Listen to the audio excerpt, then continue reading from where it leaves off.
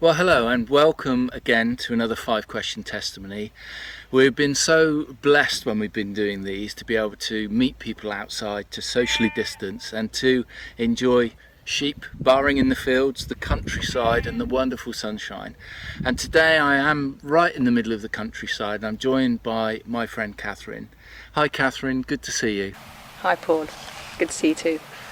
Catherine, as we always do, let's just start by asking you about your early years and where you grew up. Okay, I've lived in about 8 different areas over my life. I was born in Kent, in Maidstone, and my father was a civil engineer, so it's taken us all over the country and all over the world. Lived in Reading for a while, and then moved to Beaconsfield, and then my father got a job in Sudan, and then Nigeria and Sri Lanka, so I went off to boarding school until I was 16, and then I moved to Exeter, and that's where I met my husband Will at Belmont Chapel. And then we ended up in Dorset later on. So lots of moves, lots of changes. And how was your journey into the Christian faith? How did you come to know Christ? Well, as a family, my parents always took us to church. We went to various churches. An image sort of in Africa of going to a mud hut basically and worshipping on Easter Sunday. And then I went to chapel when I was at school every day. And I think it wasn't really until I left boarding school at 17 that I got involved in my local church, a Baptist church, and started going along with friends. So yes, that was when I started to make a commitment. And then I was baptised when I was 23 at Belmont Chapel in Exeter. So in front of about 200 people. So yeah, that's when I came to faith, really. So Catherine, what sort of things do you enjoy doing in your spare time? Well, as a family, we do a lot of cycling. More so since we've moved here. We moved to Lower Bockhampton 5 years ago. Will stopped farming and he went to university and retrained.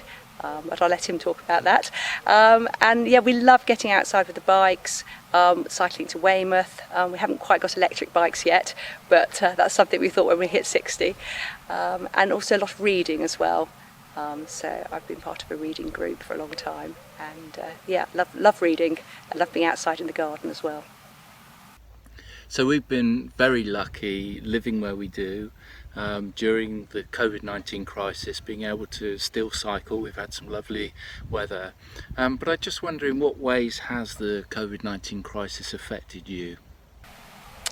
I suppose it's affected us in the way that Will, he started working from home. The children came back from university early, and so we've had quite a full house actually. So from that point of view, it's been quite busy. But everyone has been, I suppose they've taken up more crafts, been sewing a lot. The weather's been glorious. They've been gardening, growing a lot of vegetables. So actually lots of positive things, as well as going into the food bank actually. A friend of mine couldn't work in the food bank because she was elderly, and so she asked me if I'd take her place. And that was really good. That gave us a routine. Each Wednesday morning I went along with Isabel or Nick, whoever was free, and that was great. Yeah, so that was very positive. So one of the things that has been most enjoyed by people as we've done these 5Qs is the various scriptures that people have shared, and often very different from each other. And I just wondered today, is there a piece of scripture you'd like to share with us? A piece of scripture that is a real foundation for me and stays stuck on my fridge is, do not be anxious about anything, but in every situation, by prayer and petition, with thanksgiving, present your requests to God. And that's Philippians 4:6. I think that's a really helpful scripture for all of us, really. Those words, do not be anxious in anything. So much relevant for the days that we live in. Thank you so much, Catherine. Thank you, Paul.